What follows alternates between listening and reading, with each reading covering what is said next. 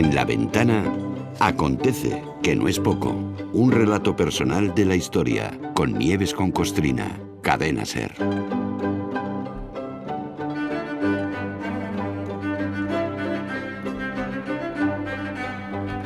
Hola Nieves, buenas tardes. Hola, Ay, ¿qué me has dicho? Te iba a llamar Nini.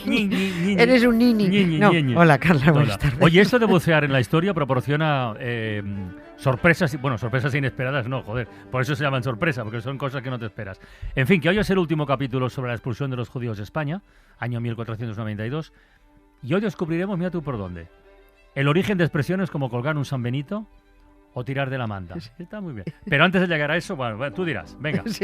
Sí, ya terminamos hoy con la turra judía nacional, al menos por lo que respecta a la expulsión decretada por los Reyes Católicos aquel 31 de marzo de 1492, que a la vez obedecían órdenes del fanático cura dominico Tomás de Torquemada.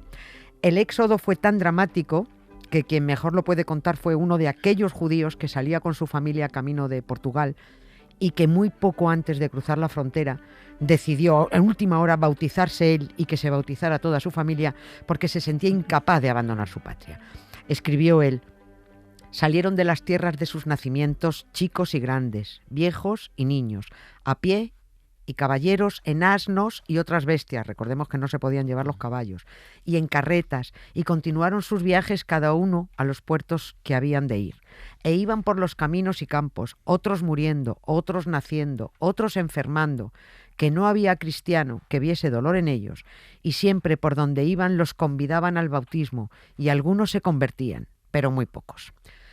Ahí termina, ese relato es dramático. Sí. Aunque lo dijimos el otro día, insisto en ello. Tanto los que se convirtieron sin inconvenientes por el decreto de expulsión, como los que se habían ido convirtiendo en las décadas anteriores, fueron sobre todo judíos de alto standing, sí. Banqueros, clases altas, grandes propietarios, hombres bien situados en la administración y en las finanzas que no estaban dispuestos a perder su posición. Los que más se resistían eran pues los más humildes. A lo que vamos hoy, para rematar la faena de la expulsión, es conocer qué pasó con los que se quedaron, con los que se convirtieron.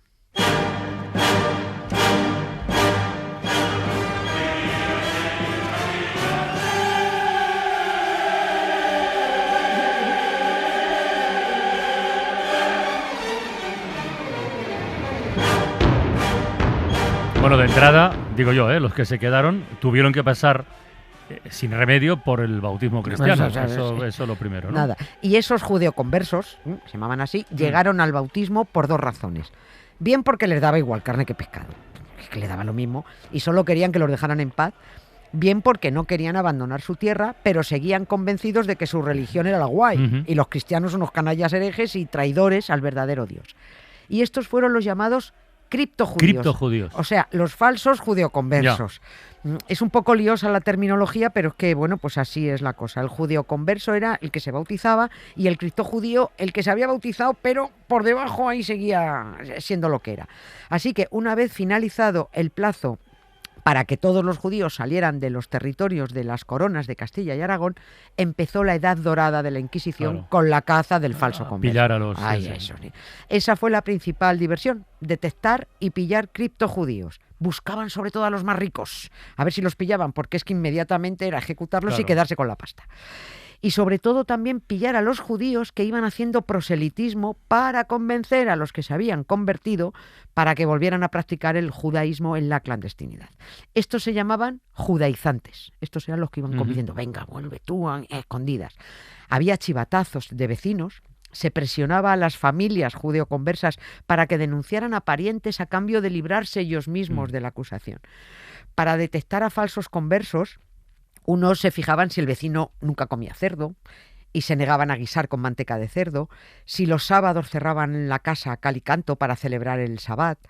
Yo he estado en una iglesia, no voy a decir cuál porque no, y además es un dato que no tengo confirmado, pero lo tengo al 100%, casi, en una iglesia en donde todavía se conservan dos bancos del siglo XVI-XVII y que las patas de esos bancos de misa de la iglesia son patas de cerdo, son jamones. ¿Ah, sí? Las patas son como jamones.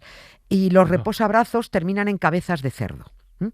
Los que no querían sentarse, claro, en esos bancos, en la misa del domingo, Los ponían ahí aposta, los que lo huían eran los criptojudíos, los que seguían practicando el judaísmo. Bueno. Iban a misa para hacer el paripé, pero como tienen esa obsesión irracional contra los cerdos, pues no aceptaban el contacto con nada que tuviera que ver una representación con un cochino. Pero también habría judíos que se convertirían convencidos, Pues claro, digo yo, ¿no? sí. O sea, creyeran mucho o poco, pero con la intención de ser buenos cristianos. Pues sí, O sea, es que también los claro, hubo. sí, sí. Eso ocurrió luego también con los moriscos. Y puede que muchos que se convirtieron pues no estuvieran muy convencidos al principio, o les diera igual estar aquí que allí y se hicieran un Tony Cantó. Estoy aquí, estoy allí, ¿quién paga mejor? Pero sus descendientes fueron adaptándose, eso es indiscutible.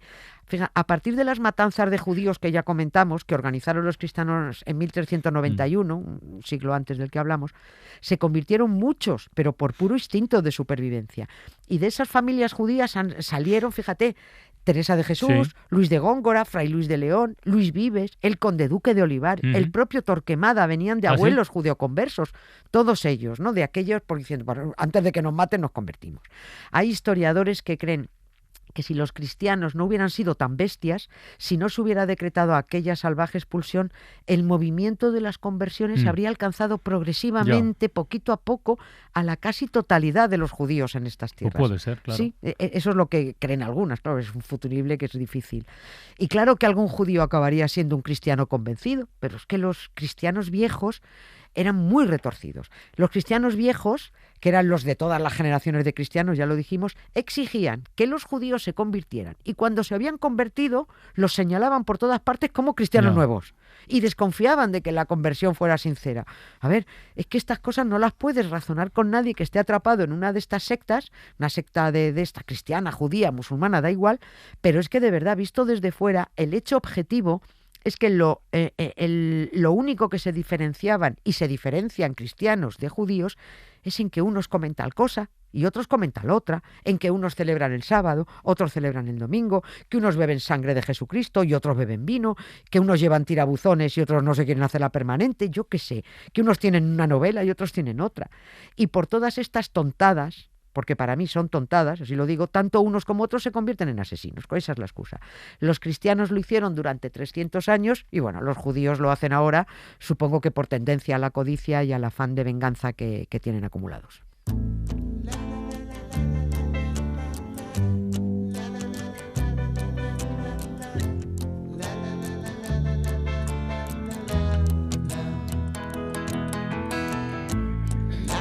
Lost everything to you.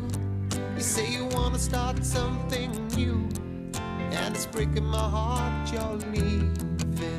Maybe I'm grieving that if you wanna leave, take good care. Hope you have a lot of nice things to wear, but then a lot of nice things turn bad out there. Oh baby, baby, it's a wild world. It's hard to get by just upon a smile. Oh baby, baby, it's a wild world. I'll always remember you like a child. Sí que es un poco salvaje el mundo a veces, ¿eh? O bastante. Sí, sí. Esa persecución, más o menos, ¿hasta cuánto duró? Pues el primer siglo tras la expulsión fue el más cruento, aquello fue una locura. Pero el último proceso a un judaizante fue en 1818. Pues no ha pasado tanto. Pero es que, a ver, estábamos ya Europa estaba metida en plena ilustración, menos España, claro, España no. Y ese último proceso a un judaizante fue en Córdoba. Los cristianos, gracias a los reyes católicos que abrieron la espita de la caza, asesinaron a miles de judíos. No doy cifras, porque unos dicen que si tantos miles y otros que más miles o menos miles. Es que da igual. 2.000, 3.000, 5.000, como contaba aquel de la Diputación, 2.000, 3.000, si es que da igual. Eran asesinos, que además se regodeaban en el sufrimiento humano, que reunían a miles de borregos cristianos para que celebraran la tortura. En los autos de fe, ¿no? Claro, eso era, madre mía, ¿qué tienen en la cabeza esta gente? Los tremendos autos de fe eran ritos colectivos para ver cómo 5, 6 u 8 personas ardían en la plaza del pueblo, con autoridades sentadas en primera fila y la plebe ahí gritando y comiéndose un bocata mientras quemaban a seres humanos. Además de los autos de fe cotidianos, luego los había de lujo a los que asistían los reyes. Esto por lo general se organizaba una vez al año Por ejemplo, el famoso de Valladolid, del hereje, de la novela de Miguel Delibes, que lo refleja ahí. Se convocaban con un mes de antelación, estos así de lujo, pues con mucha difusión para que todo el mundo se diera por enterado. Se vestía a los reos con ropas, los sanbenitos, y con gorros puntiagudos, como los que llevan esos que salen ahora en Semana Santa, delante de las estatuas, como los del Ku Klux Klan, directamente.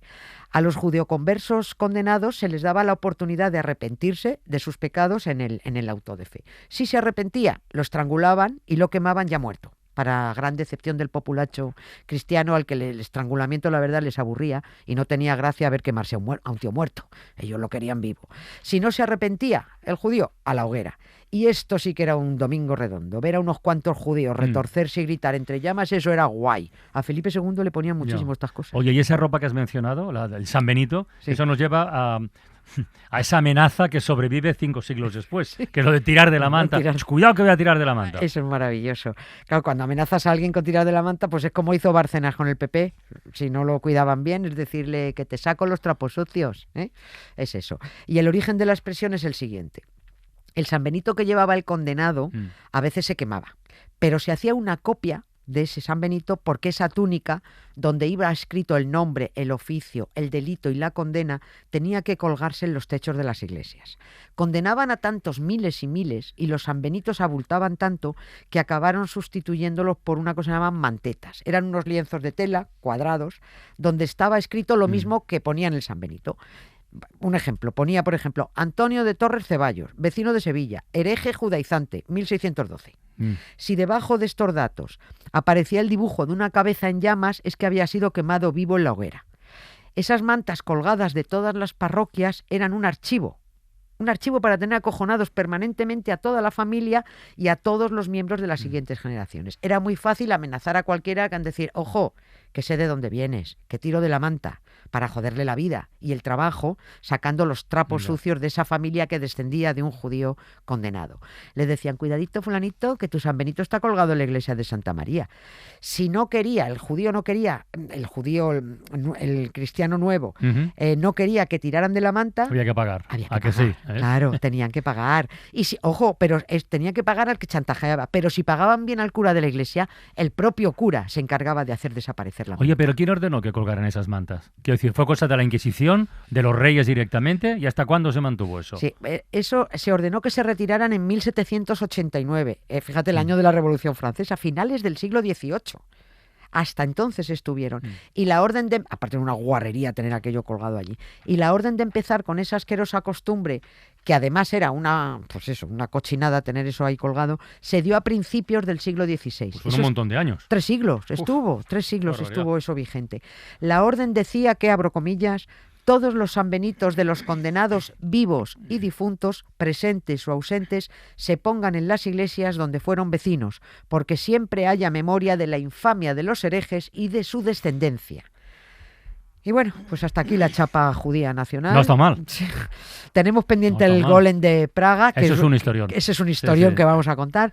Pero aquí terminamos con el recuerdo de aquella cruel decisión de expulsar a los judíos. Fue un desastre demográfico y económico para estas tierras en las que ahora los católicos tienen un follón mental impresionante porque aplauden a los judíos que expulsan de su tierra a los palestinos, pero a la vez fueron perseguidores de los judíos y quieren beatificar a la tía que los expulsó. Sí, sí. La ignorancia es la madre del atrevimiento. Un poco lioso todo. Sí, y de la maldad de quien propone esto, en fin. Pero esos son las religiones: hipocresía, fanatismo y propagación de odio y de miedo. En eso se sustentan, en el miedo, porque sin meter miedo, las sectas religiosas no son absolutamente nada.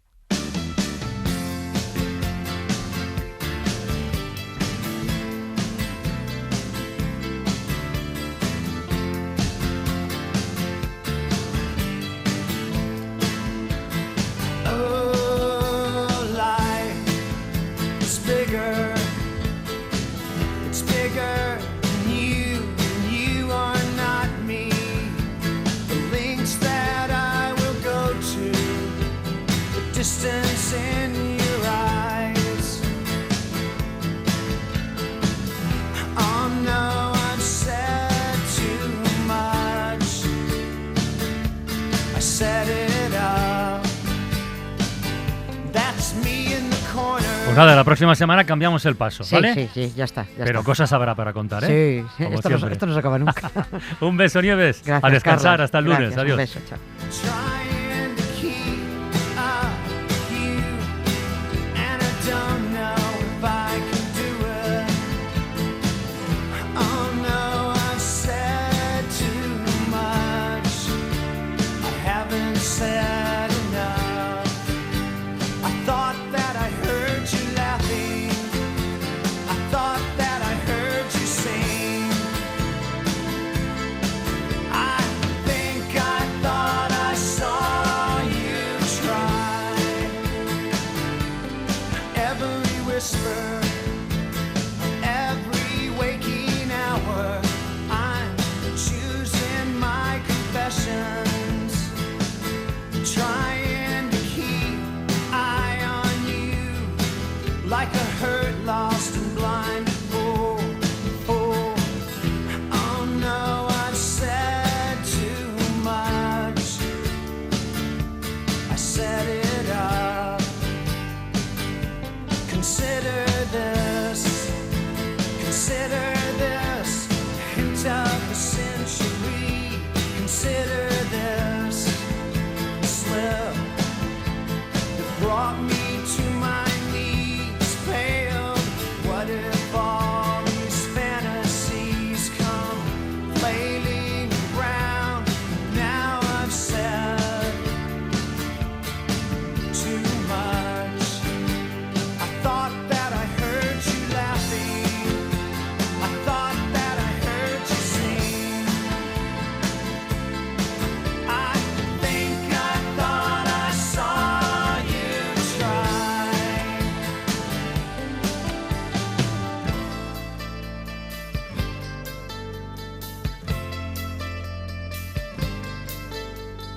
That was just a dream.